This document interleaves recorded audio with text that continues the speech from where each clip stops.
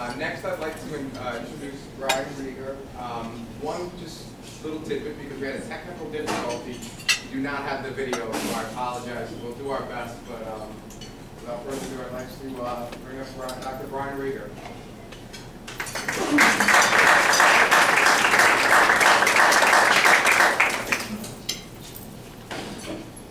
First question is, who decided I should go after Ray? That was a good idea. So Ray, that was amazing. And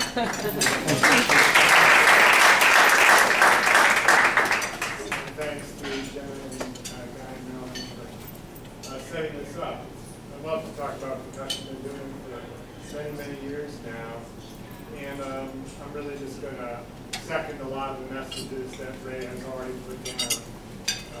My goal is to just sort of step back from some of the passion of the moment and give you kind of an overview of the concussion landscape. What are the guidelines? How do we manage concussions? What are the current issues sort of swirling around? And then, hopefully leave some time for questions. So, interesting though, I was thinking when you were talking, Ray, that I often say that the most difficult patients that we treat are adolescents who are good students and good athletes and have never failed. And they have a concussion, and it's invisible. Other people are telling them that they look fine, they should just kind of suck it up, which only plays into this feeling that, okay, the way I've gotten everything I wanted in life is just working harder and ignoring adversity. Great skill. But many of these children find that they really meet their match when it comes to concussion. And the more you push through it, many times the worse that it gets, and the more that you set yourself up for more prolonged recovery, more severe symptoms, and potential long-term problems. Can you all hear me in the back? Yeah, okay, good.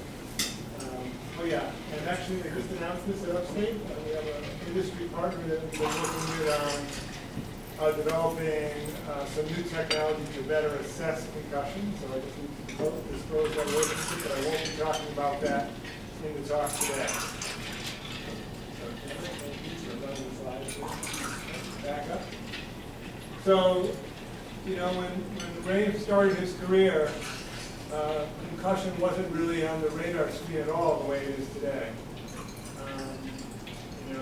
When I started our concussion program now 13 years ago, there were really just stories starting to come out about concussion. We still had guidelines that allowed, that the American Academy of Neurology guidelines from 1997 were still in force, that allowed an athlete to go back to the same game if their symptoms resolved within 15 minutes on the sideline.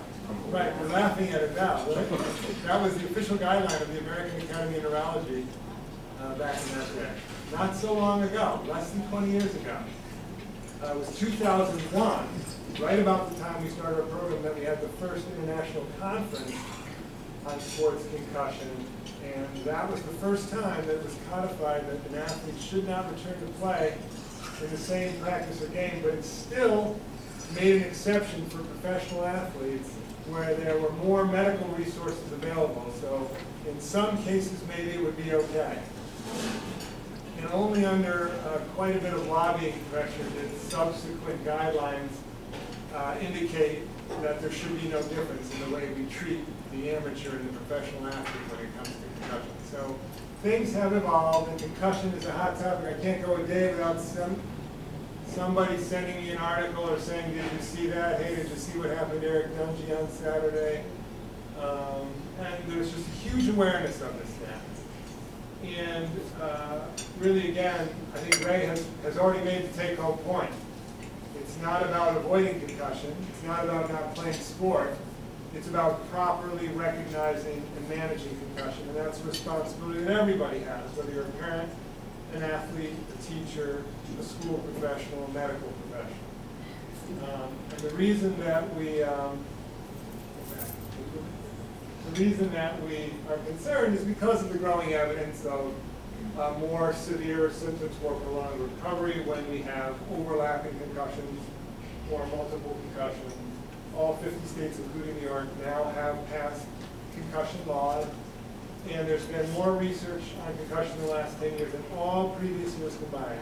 When I started, I go, at lunchtime, I look at my computer, and maybe once a week I find a new interesting article. Now I can spend my entire lunch hour and get through about, 1/10 of what was, came out this week on concussion. It's unbelievable between the military and sports. It's just amazing. Okay, Tim, thank you. So, and again, this is really the take-home message. Athletes will go back too soon, meaning before they recover, maybe an increased risk for another concussion, for more severe symptoms, for more prolonged recovery, and for the problems that come along with prolonged recovery. More academic problems, greater risk of chronic headaches, greater risk of persistent sleep problems, and increased risk for the development for the first time of a psychiatric problem due to reacting to the difficulties that they're having. So whether you're a child or an adult, a concussion actually raises your risk to be diagnosed with a psychiatric disorder for the first time. And that may be because of the brain injury, but it may also be because of the difficulties in coping with that. Remember those adolescents I was talking about who actually, had kids develop panic symptoms for the first time, severe depression, suicidal thoughts, I'm failing, my grades are going down, I'm trying to keep up, but the headaches prevent me from doing the work, and when I stay up too late I don't sleep, and then I can't get out of bed, and now I'm not in class, and it's just a vicious cycle. Okay, next slide. And as Ray mentioned, there's much interest now in what's being called chronic traumatic encephalopathy, synonymous with dementia pugilistica. It's a progressive brain disease whose only known cause at this time is repeated head trauma. Concussion certainly may increase the risk, but there's a lot of concern, actually in boxing, football, hockey, soccer to some extent, that even in the absence of concussions, there may be some people who are vulnerable just to repeated head trauma. Even if they're not suffering a lot of concussions, just multiple blows to the head, especially if you don't suffer a concussion, you don't seek medical treatment, you're going back to play because maybe you don't have those symptoms, but you may be vulnerable. So way too early to really know where all this is going to shake out and what it's going to mean for who should play football or who should box, we don't know, but a lot of stuff to come. Stay tuned. Next. So, and for a while it was 3 strikes you're out, then no, there's no guidelines, and now a lot of people are actually going back to 3 strikes you're out. I think more because they're worried about managing the liability of multiple concussions, and that's maybe one of the downsides of all the attention is people maybe withdrawing from sports when it isn't necessarily recommended or needed. We have been able to properly manage these injuries, and they've been spaced out over time. But either way, I can tell you I've read every single article, because I get this question twice a week. Doc, should my son play football again? Should we pull him out of hockey? What do you think? Should we take him to golf? Should my daughter keep playing lacrosse? I know it's the highest risk. And I say, well, right now, all I can do is educate you. Your son or daughter is recovered from the last concussion. We know that by every medical guideline we have. So technically, they can go back to sports. It's really, I can inform you about what we know and what we don't know about the risks of multiple concussions. Once you've had a concussion and go on to have more, you are at increased risk to have another one. Long-term studies show increased risk of dementia and depression, but that's really in professional football players, and they've had a few more hits than even your average college player would have. So that's how the conversation goes. We sort of talk about what's the history here, how close has the concussion been, how bad the symptoms been, is it taking longer to recover, what are the future goals of the person, and then I leave saying, it's really a parent-athlete choice at this point. But for example, the military now is very often automatically requesting our records if a recruit acknowledges a concussion history. They are looking into it to see what's there. And I've had people who've been denied access to the military because of multiple concussions. Is there good scientific evidence supporting those decisions right now? No. But in the climate we're in, it's not hard to see why some people might be going in that direction. Okay, next slide. So what is a concussion? A concussion is a mild traumatic brain injury. We call it mild because usually the symptoms only last a week or less, and there's no long-term effects. Unfortunately, there's no medical test that can diagnose a concussion. There's no brain imaging, there's no blood test, there's no biomarker for concussion. It's diagnosed by signs and symptoms. And the signs and symptoms we're looking for are those that would suggest that the brain's not working properly.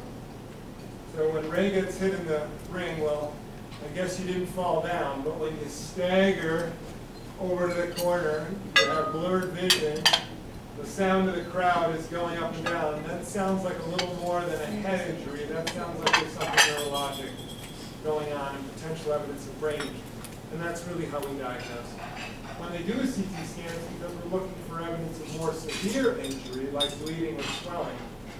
But rarely do we find that, only in 5% or less of cases. So in most cases, the injury is medically invisible, which of course, just makes it that much harder for people to wrap their arms around. Wait a minute, you're telling me there's no way you can diagnose this, everybody's different, we all have different symptoms, you can't tell me how long it's going to take me to recover, and there's no treatment. Am I getting this right? I think you've been paying attention, yes.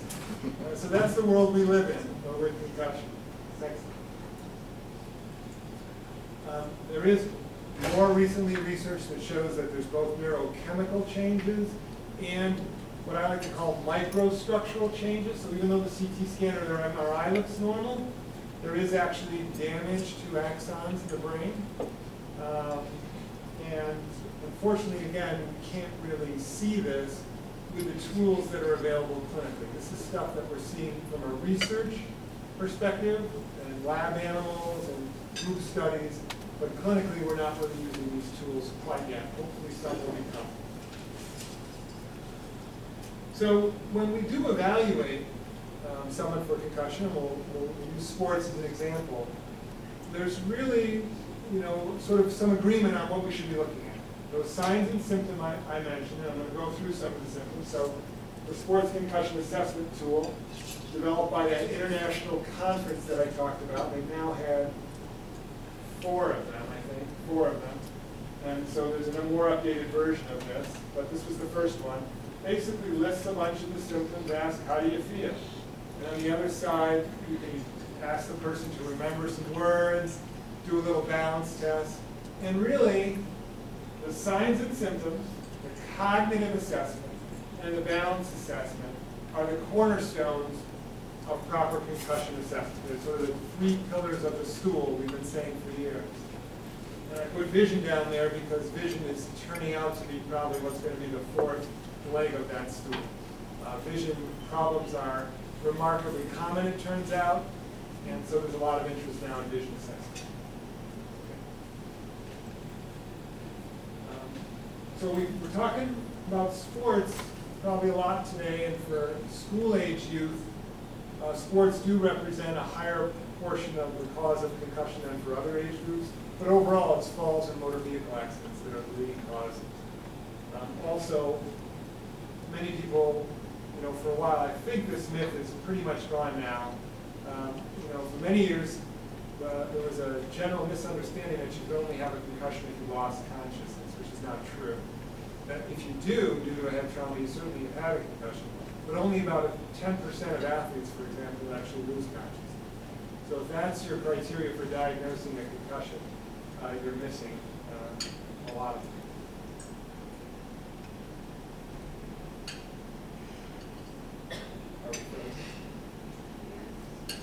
Oh, it's a little slow. Let me go back.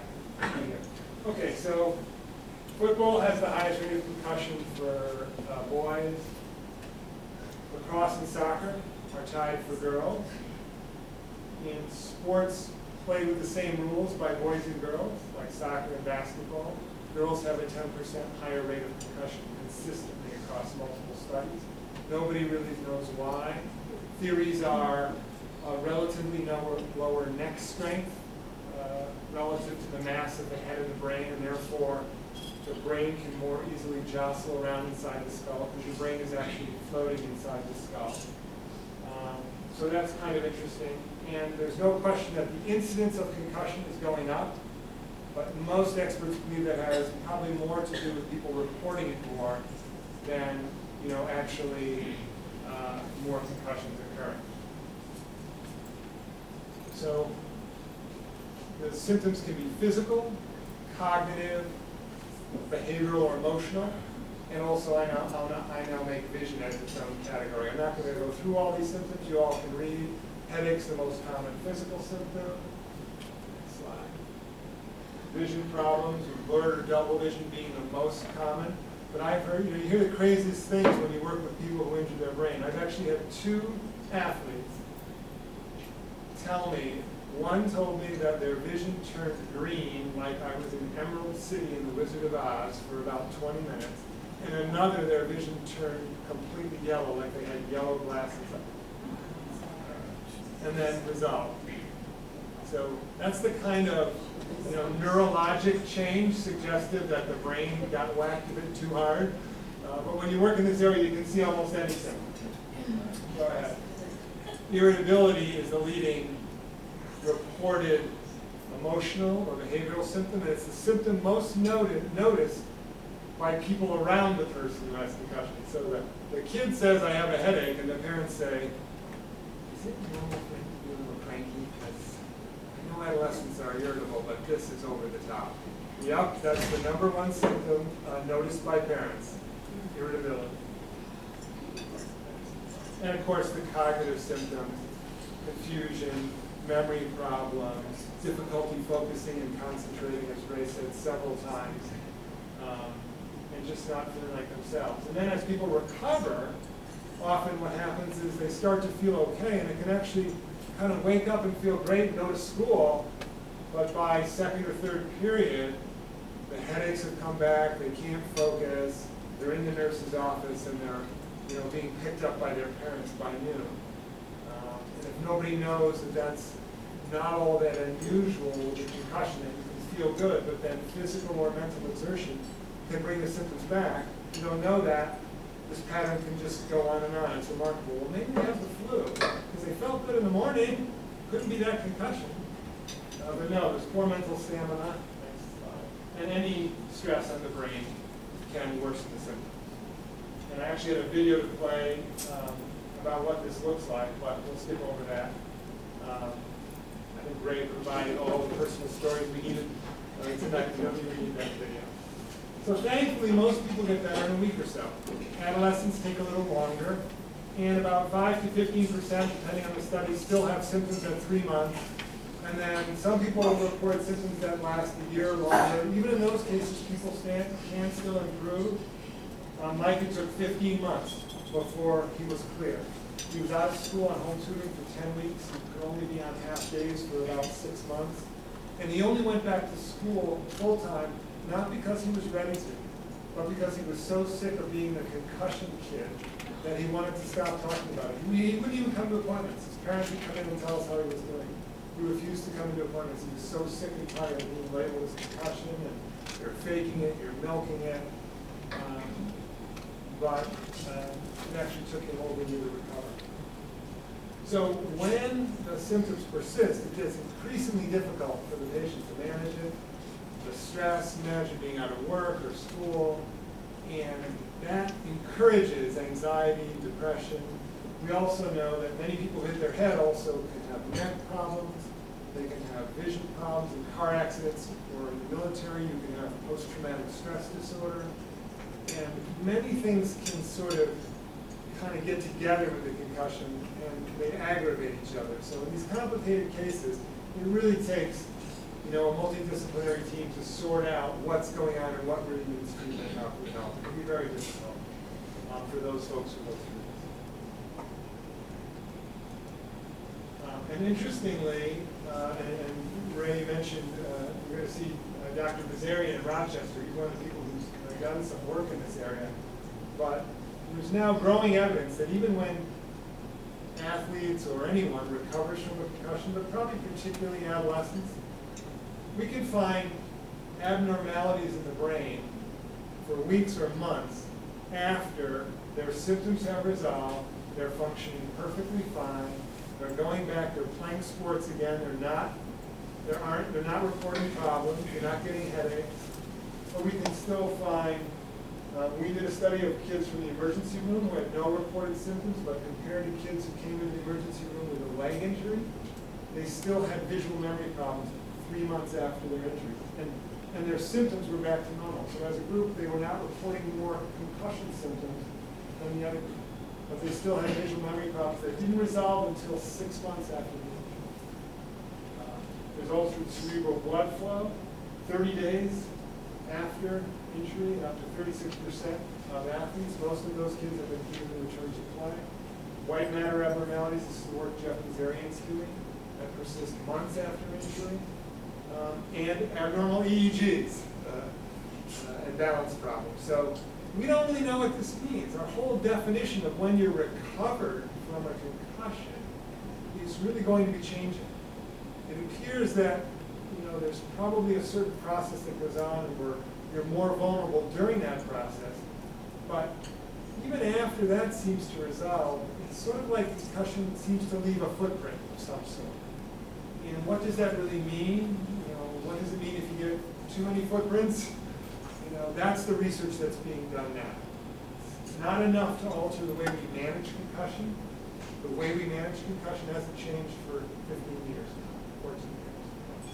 But it's going to be interesting where this is going. At what point do you suggest an EEG to be done? When the symptoms persist? An EEG right now is not really used clinically unless you have complex cases where we're really scratching our head saying, is there something going on here that we don't understand? And that's when we might order an MRI or an EEG to really look and see, like maybe there's some seizure activity, things like that.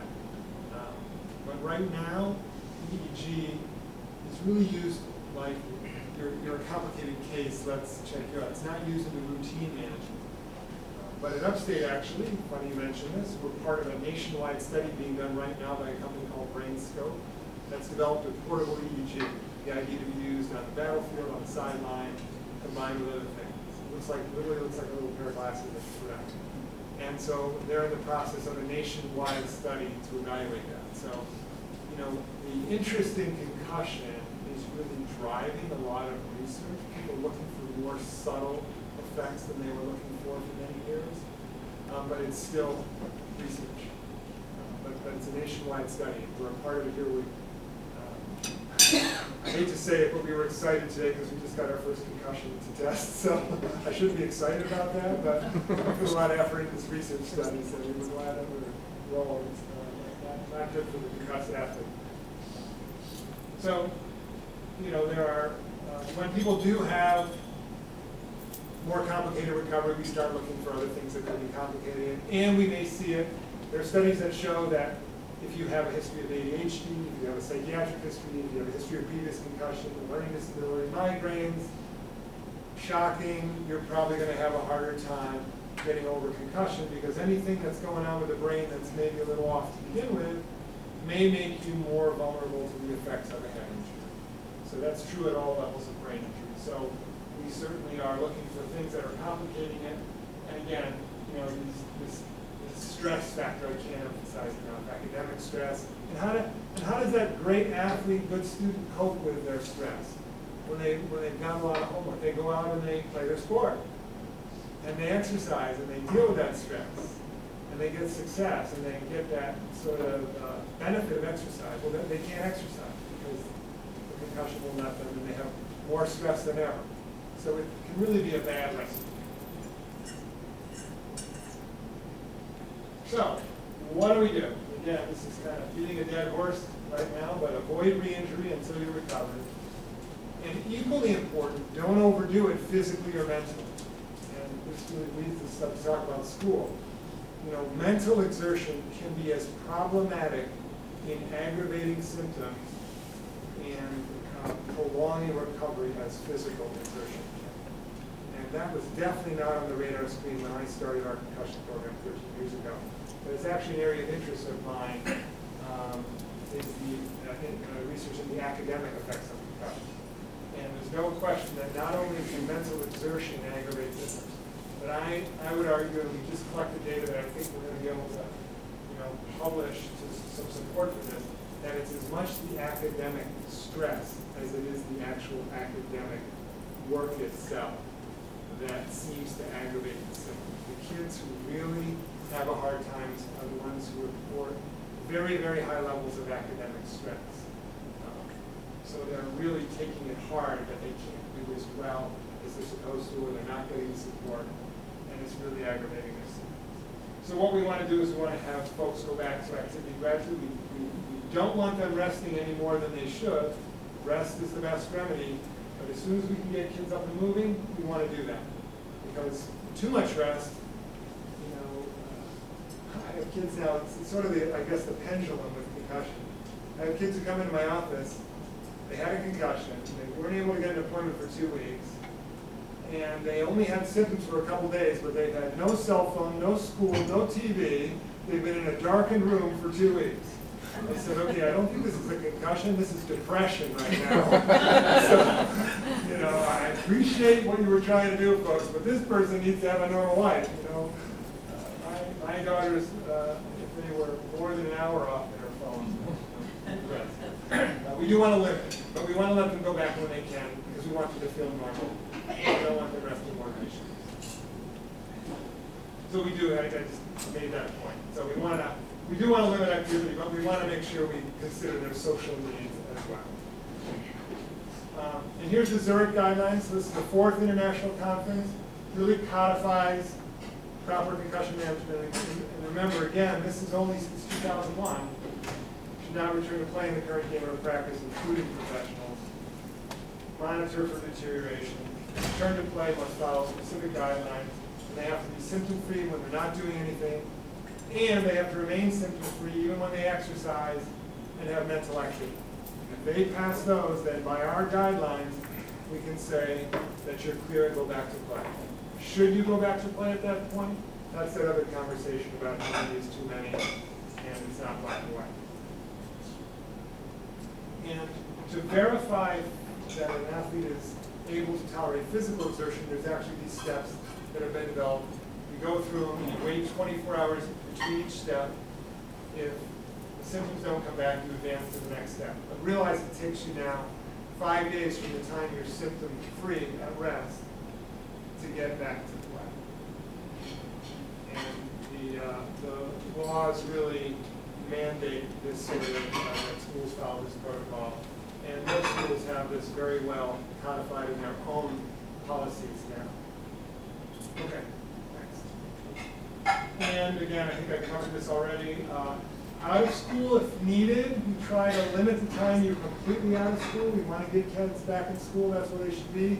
But hey, if they can only handle half of first period and you're picking them up every day, we might want to move to home tutoring for a while if needed.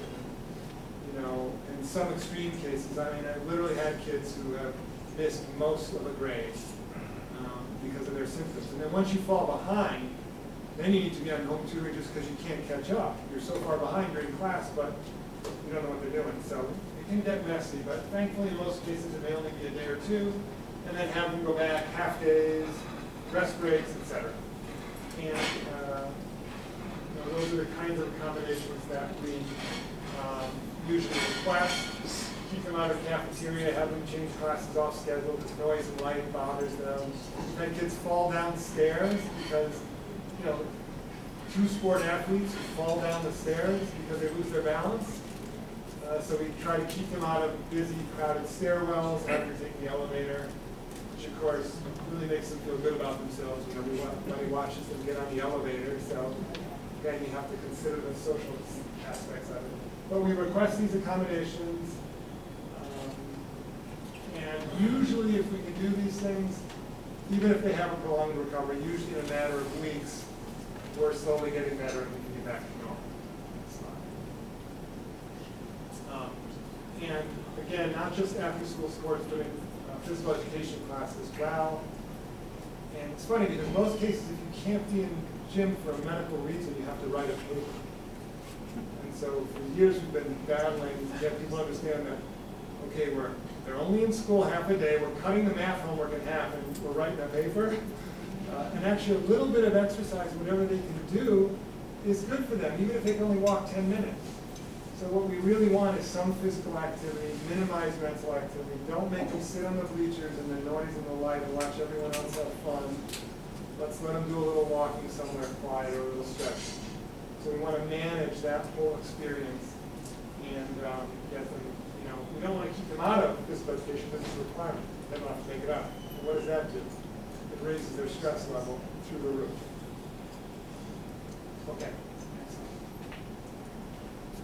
And again, this is the points of our New York State's law, which are pretty similar to other states. And interestingly, it only covers concussions suffered in the context of a school-based activity. So sports, or my neighbor's kid who got a concussion in the art class. I won't tell that story. But that's covered by the law. But if your child, is injured in a car accident or falls not in a school activity, the law actually doesn't cover them.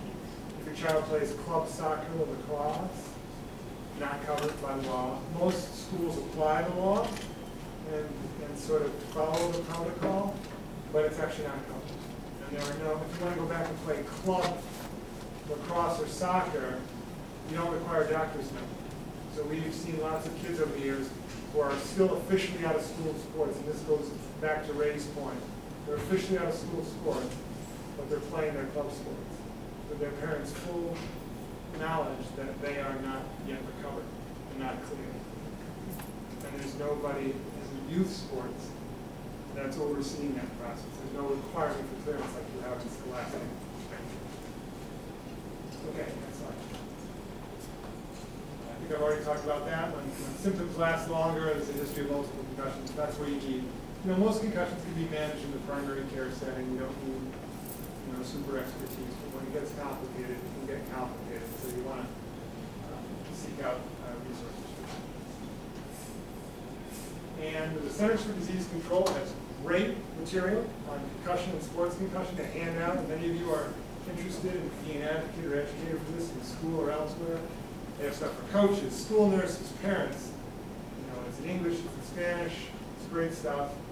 And because academic effects of concussion are close to my heart, we put together a brochure and a video on our website, Concussion in the Classroom. So if you work in a school setting, that's intended to provide education to teachers, parents, students, school administrators, etc. We're still fighting harder than we should be to partner with schools. I can recommend proper concussion management, but I can't cut the homework in half.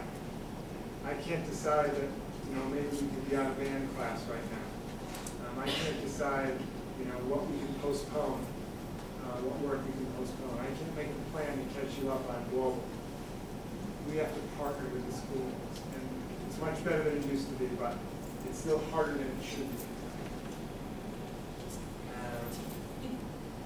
So that, I'm done. I'm glad to take questions.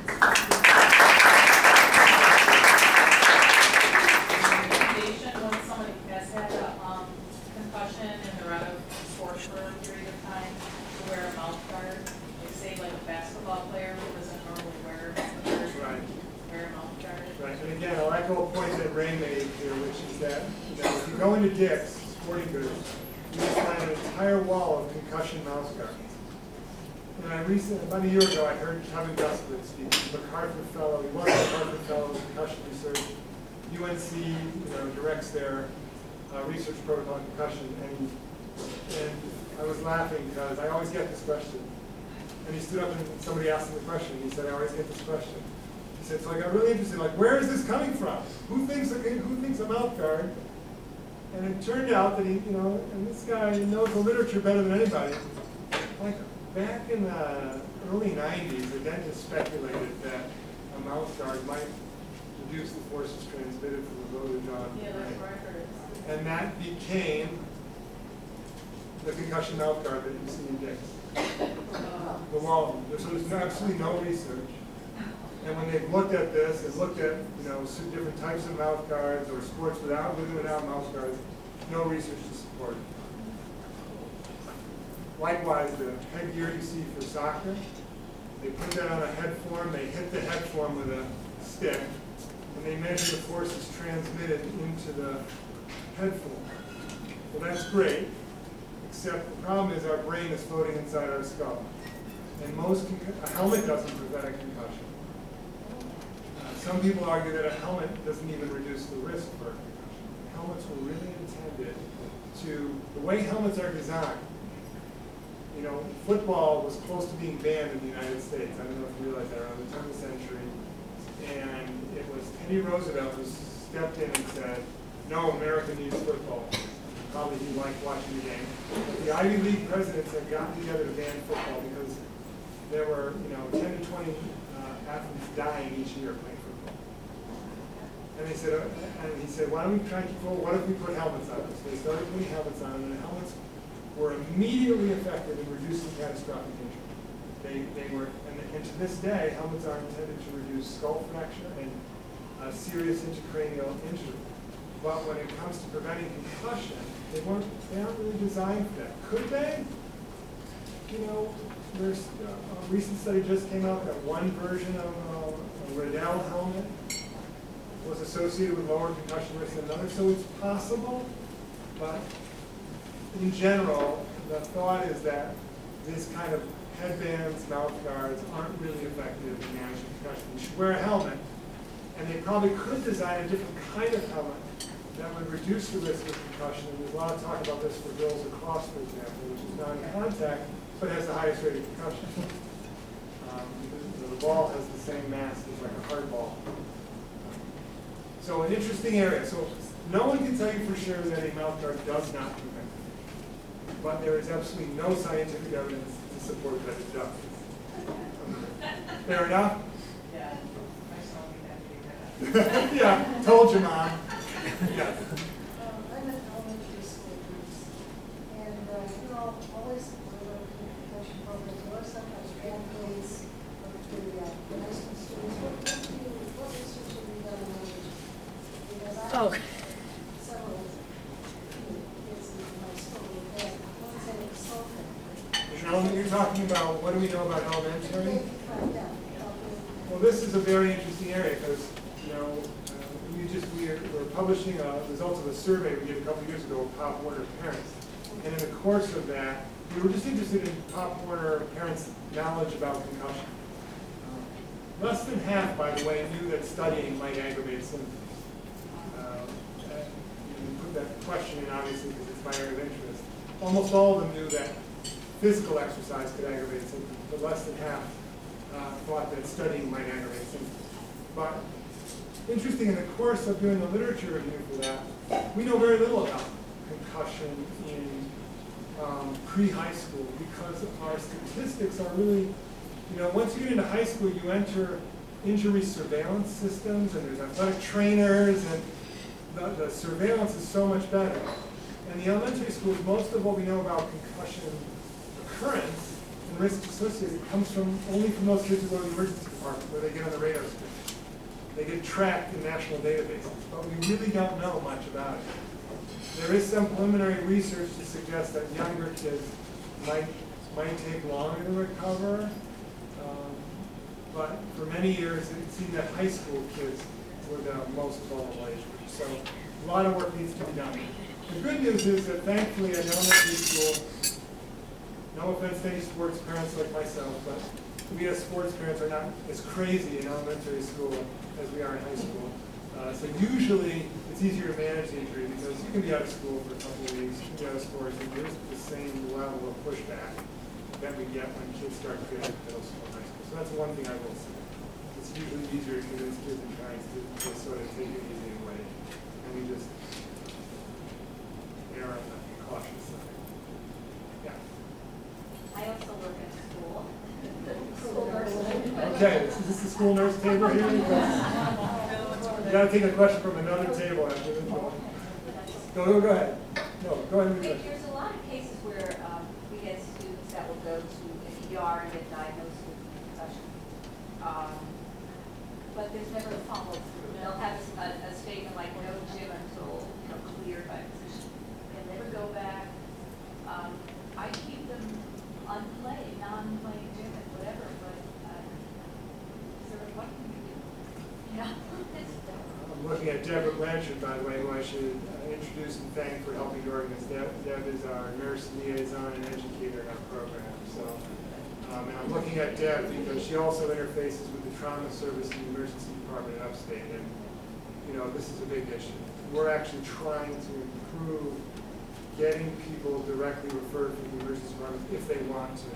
But a lot of the problem here is that parents, the kid seems fine, and what's the big deal, and I don't want another doctor visit, you're fine. And really, unless the school enforces that, there's no incentive to know. Again, that kid's probably playing their club sport whenever they want. And, yeah. And if you're monitoring it, that's great, but if that concussion occurs outside of school activity, you don't know about it, then you don't know about it. So, yeah. Okay, I'm not a school nurse. Okay. Not that I don't appreciate school nurses. Yes, you love school nurses, definitely. Okay, I'm a pediatrician, Okay. and I get plenty of teenagers, and I see them from birth all the way up into their teen years, and they're different personalities. My problem is the more dramatic teenagers who suffer a mild head injury and have no symptoms, and then a week later they say, oh, I have a terrible headache, I need to get out of gym. It's from my head injury a week ago, and I have a concussion. At what point, and I'm in the position of trying to decide how much drama is this, or how real is this, and it was enough of a head injury that they remember it, or somebody noticed it, or whatever, but not enough they had symptoms the next day, by the next day. So how far out is no symptoms, but then all of a sudden the headache is so severe they have to be out of things? You understand my question? I'm sure. Absolutely. Because a lot of times I will wind up sending them to you. Yeah. But a week later that we start the referral. But how much is the allowable time to say this is a concussion from that injury? Yeah. And these symptoms are from a concussion you suffered a week ago, but you had no symptoms in between. Right. So that's a good question. And I would say a week is probably starting to be on the edge, but we've certainly seen many cases where they seem to be fine. If you really, sometimes if you have the time to really go back to it, they really weren't fine, but they're not telling you things that might have been attributed to the concussion that they didn't even realize were concussion symptoms. They certainly could be using this as an opportunity to get out of gym. So I'm not going to say that never happens, but and this is the difficulty. We don't have that blood test. We don't have a way to sort of verify that. And I would say in general, we pretty much try to err on the side of, treating it as a concussion until we sort of proven otherwise. You may have the advantage that we don't have of knowing this child's parent from previous interaction. And that's for athletic trainers. That they always talk about that. Know your athletes, which are the ones that are coming to you with every little bump, and those that you can't drag into the training room even if their foot's hanging out. Right. So that helps. But we've certainly had cases where the symptoms really, it wasn't clear that there was much of a problem for up to a week afterwards. That's unusual, but I'm not going to say we don't see it. And it turns out to seem like that's the best explanation of the symptoms. Another thing just to point out is that, remember we were talking about those comorbidities, a lot of people will hit their head into their neck. And a lot of times the neck feels fine right away. This is especially true in car accidents. But a week later, that neck starts to stiffen up, you get that sort of and that can really drive a nasty headache. So that would be something to consider in that scenario. That, okay, maybe this is a headache, but maybe it's not a concussion. Just because it came after the concussion, could there be something else? And that's one of the more common things to look at. Does that help? Yes. Yeah. My daughter recently suffered a concussion yesterday. It was and it's been 3 weeks out. She is not working.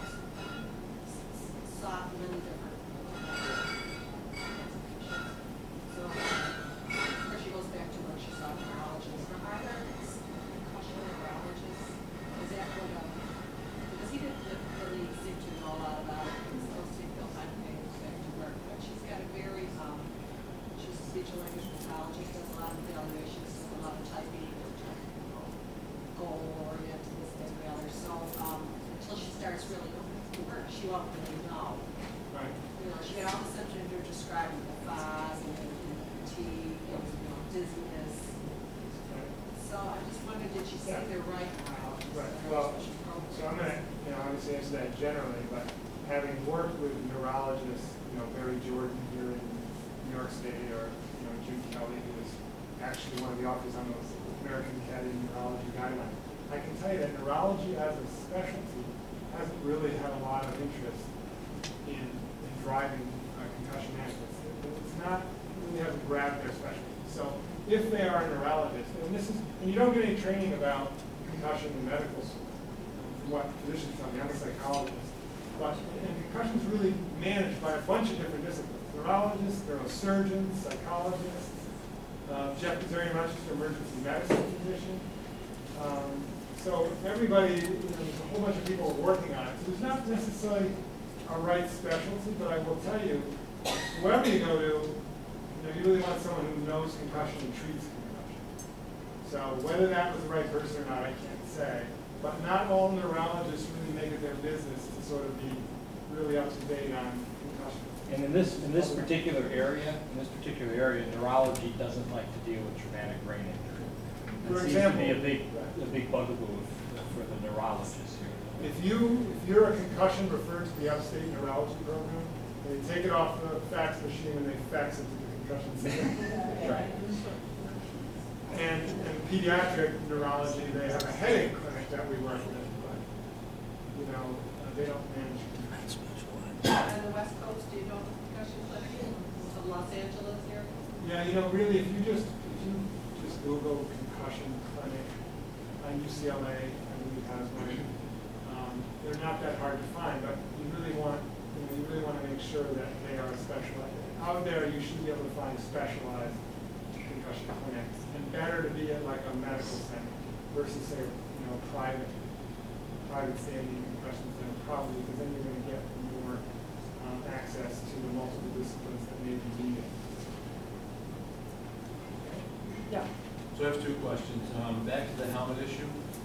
Rydell recently came out with a helmet that has a chip in it, and it's registering the force of impact, feeding it via telemetry to the trainers on the sideline. So is that helmet, given what you said, of any real value in terms of diagnosing the concussion? Well, it's a very interesting area, So here's everybody's been looking at this, measuring the G forces associated with it. So one problem is you can suffer a concussion at 60 Gs delivered the right way, and you cannot suffer a concussion at 120 Gs delivered the right way. So there's no threshold to detect the injury. It may, so you have these systems where if it's above a certain point, the beeper goes off for the trainer, they evaluate you. But, there's some controversy about the value of those systems, really. And more recently, what's sort of being sold is this chip can keep track of the lifetime accumulated head impact burden in that helmet. So you can know how many hits and how many Gs your child took over the course of a football season. It costs about $400 a piece for the good ones, so that's a pretty good market. And I would say this, from a scientific perspective, let's say you know that. If you brought that information to me right now, I would say, yeah, that's pretty interesting, isn't it? They're getting good at measuring forces. But you wouldn't be able to do anything. There is absolutely no guideline for how to utilize that information. And to think that you could utilize that information in any sort of scientific-based way, it's a mouth guard right now. Yes. It's being sold as something for concussion management, but right now, there's no way to take that information and actually use it in the management. Would you feel safer as a parent? It's going to show up as testimony in court. And it's going to be interesting to see how they answer. That's an interesting point. I have one more question. Okay. From someone who's been, I think the term they use was post-concussion syndrome, and someone who has been in the NFL for a number of years and is starting to experience symptoms, what should they do? So someone who's been in the NFL, I would definitely seek out concussion expertise with people who are used to dealing with that particular population. If that, and you can start at a clinic like ours to get answers to some of the basic questions like, is this the kind of thing you might expect to see? Because, the problem is that none of the concussion symptoms are unique to concussion. So a history of concussion and then having dementia doesn't mean that it's due to the concussion. And, so you have to just work with people who know what they're doing there. And there's still a lot of unknown questions, but that's what I would recommend. Because that's a pretty specialized group. People who have been professional athletes in high contact sports like Ray or professional football players, those people really are best managed by people who really have experience with that group. So, yeah. Yes. I'm a high school nurse, and I am part of the concussion team. And we are going to be addressing the talk about the concussions and what do we do, what is our protocol to do. And I just wondered, I know you said something about American athletes, there's a concussion program. Are there some schools that have a medical direction that they are Yes. that's what I'm wondering if I don't What school did you go to? Yeah. Yeah. So the question is, if there's no guidelines for how many is too many, will school medical directors make that decision for the parents? Absolutely. And the school medical director is ultimately responsible for anybody who returns to play, regardless of what their pediatrician says, regardless of what the parents say, regardless of what the school nurse thinks, regardless of what I think. The school medical director bears the ultimate burden of that from a legal perspective. Some school medical directors do make that decision on their own. It's their prerogative. I can't say I always agree with the decisions that have been made, and then recognizing that there are risks to removing someone from participation in sports. It's a lesson I learned many years ago when I was first got on the concussion bandwagon. Took a girl out of snowboarding. I wrestle with whether it was the right thing to this day. But a month later she was hospitalized for depression. So, I'm not saying that was the wrong decision at the time. We said I'd have to weigh that risk. But it really woke me up that these athletes, we can say you shouldn't take sports so seriously, but you really have to think hard. You really have to, I encourage everyone to really get proper advice. What does the research really tell us about this risk-benefit decision we're trying to make right now? We all make risk-benefit decisions every day. It's not black and white. If you still have symptoms of a concussion, it's black and white. When we think you're recovered, we can say you're cleared from that last concussion, but you have a history of multiple concussions. It's not black and white, and it's not a decision I sort of rest easily with on a week-to-week basis. It is a tough one, absolutely. I'm actually going to be on a webinar for School Boards Association, sponsored by an insurance company that insures the schools for this. Because it's this question, right? With all this attention, with helmet sensors, litigation will inevitably increase. But I hope to argue that we need to not overreact. Sports are important.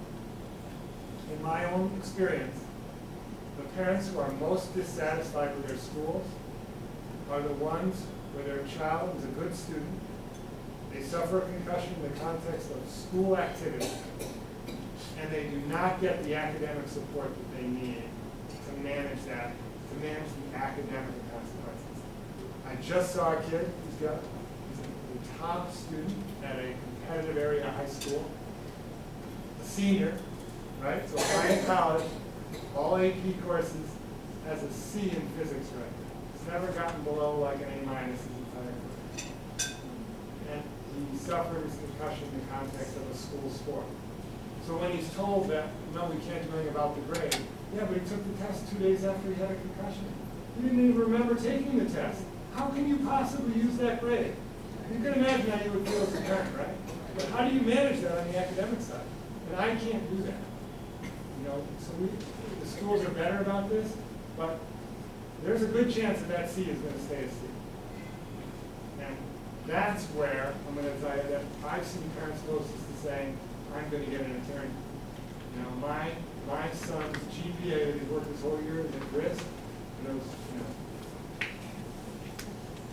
know. The American Academy of Pediatrics and Family Practice and Sports Medicine put together a new return to school form that actually the second page has academic checkoffs on it. And I think one of the things that you're touching on, which is really important, is if you address that right up front, it's a lot easier than going back.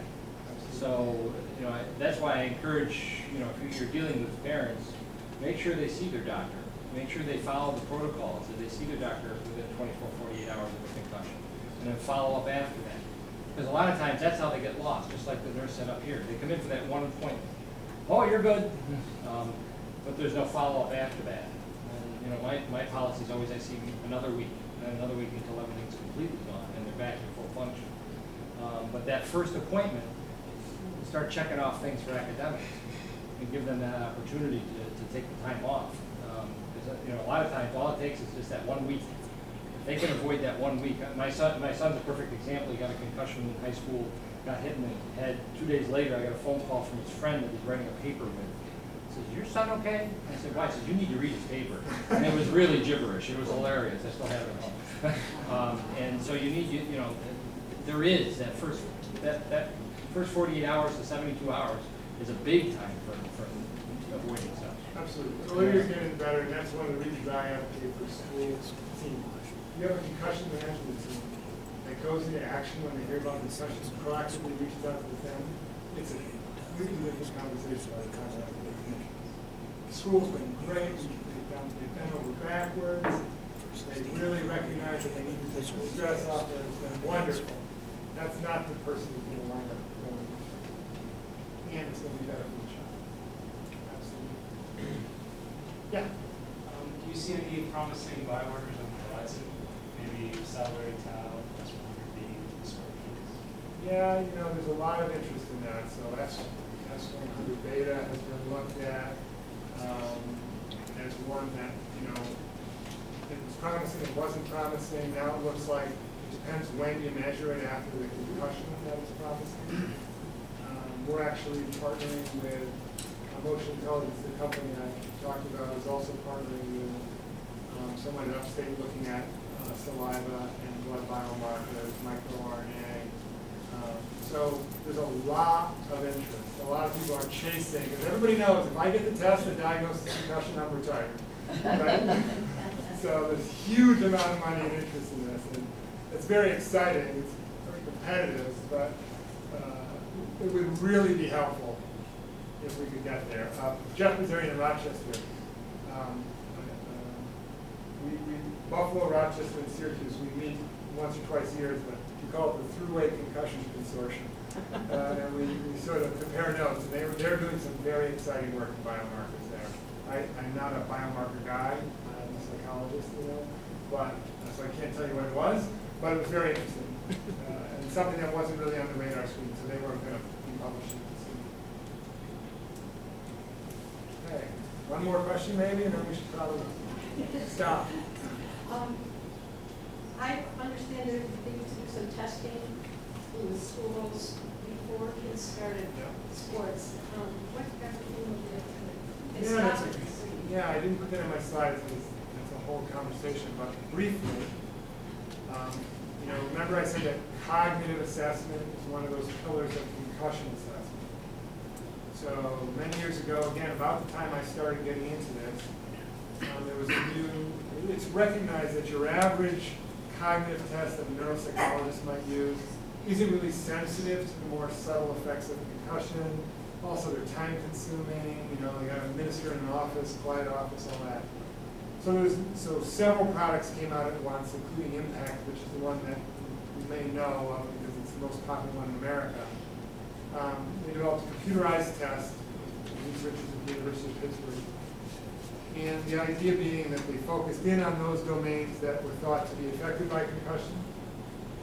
And if we test the kids before and then test them after, because we have those preseason results, we will be better able to detect small changes that could be indicative of concussion. Great idea. You know, we use the test in our clinic, whether you have a baseline or not. Many schools use it. I think Minneapolis uses it. Many schools in the area. But I will say, so it's a good idea. And if you have, what I tell schools is, if you've got all your other aspects of your concussion management program in place, you've got your academic team, you've got, you know, everything going, this is a bell and a whistle you can add, and you need the resources to do it properly. The concerns are the kids don't take it seriously when they take it without a concussion, so then they don't do very well, and now it's not as hard to beat, you know. It may not be intentionally doing well, they're just not motivated. And so it kind of undermines the idea that, oh, we can detect these subtle differences. The tests themselves are short, which means they're not as reliable, so there's problems with it. So if it's something you at your school want to get involved with, if you're a parent with a question about it, you know, you can call our clinic and we can talk to you about what the pros and cons of that. You know, it's a good tool, but you have to know its limitations. I mean, it scares me is when people say, oh, they passed their concussion test, they can go back to play. That's a bad use of that test right there. Okay. All right, so I think I'm going to stop because you guys have too many questions. Thank you so much. People want to leave. Yeah.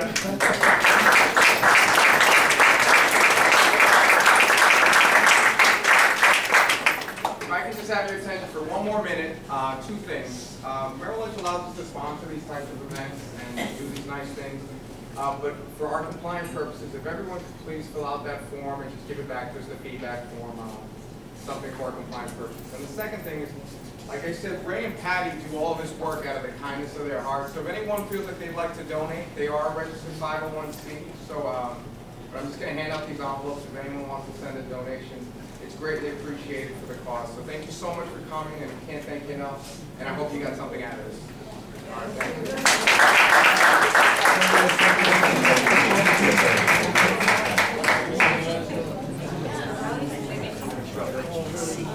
I can't read